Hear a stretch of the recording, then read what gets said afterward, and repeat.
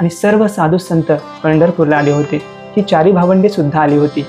आणि ज्यावेळेस त्यांनी नामदेवरायांना बघितले त्यावेळेस सर्वांना आनंद झाला आणि निवृत्तीनाथांनी नामदेवरायांचे चरण पकडले.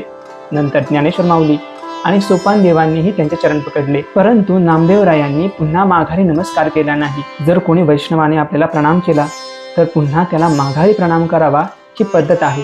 परंतु नामदेवराय असे संत होते की ज्यांच्यासोबत भगवंताचा साख्यभाव होता आणि त्यांना लहानपणापासूनच भगवंत प्राप्त झाले होते. त्यामुळे त्यांच्यामध्ये एक सूक्ष्म गोष्ट आली होती जी त्यांनाही माहीत नव्हती आणि त्याच वेळेस मुक्ताईने मात्र ही गोष्ट जाणली. संत मुक्ताई वयाने लहान जरी असल्या तरी त्या योगमाया आहेत आणि त्यामुळे कुणाला कशा प्रकारे जागावर आणायचं हे त्यांना चांगले ठाऊक असते. त्यावेळेस निवृत्तीनाथ मुक्ताईंना म्हणाले, मुक्ताई अगं बघ, नामदेव महाराज आपल्या समोर आहेत, त्यांना प्रणाम कर.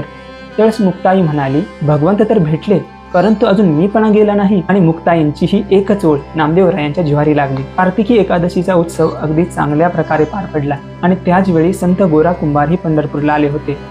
सर्व संत अशा प्रकारे एकत्रित झालेले बघून संत गोरा कुंभार यांना वाटले की या सर्वांना वैष्णव भोजनासाठी बोलवावे आणि अशा प्रकारे संत गोरा कुंभार यांनी सर्व संतांना आपल्या घरी भोजनासाठी बोलवले. संत नामदेव महाराज, चारी भावंडे आणि इतर सर्व संत गोरा कुंभार यांच्या घरी जेवण करण्यासाठी गेले आणि सर्व जणांच्या पंक्ती बसल्या. सर्व जणांनी आनंदाने जेवण केले.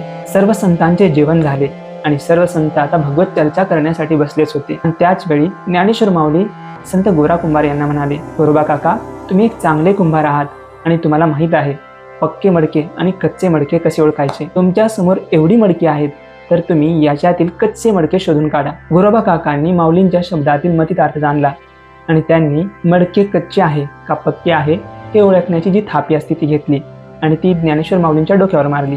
ज्ञानेश्वर माऊली काहीच बोलले नाहीत.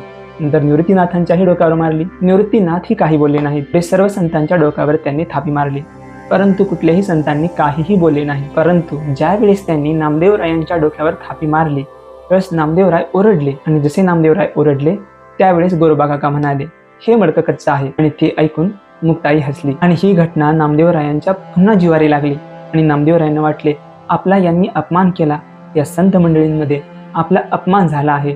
आणि नामदेवराय तिथून तडक उठले आणि पंढरपूरला आले. भगवंताच्या मंदिरात गेले आणि पांडुरंगाला तक्रार करू लागले, भगवंता, सर्वांना वैष्णव भोजनासाठी म्हणून बोलवले गेले आणि अशा प्रकारे माझा अपमान झाला, मला कच्चे मडके म्हटले. भगवंतही हसले आणि म्हणले, नामदेवा, ते खरेच म्हटले, तुझे अजून कच्चेच मडके आहे. तुला सद्गुरूची आवश्यकता आहे, तू अजून गुरु केला नाहीस. त्यावेळेस नामदेवराय म्हटले की पांडुरंगा, तू माझा सखा आहे आणि तुम्हाला लहानपणापासून प्राप्त आहे.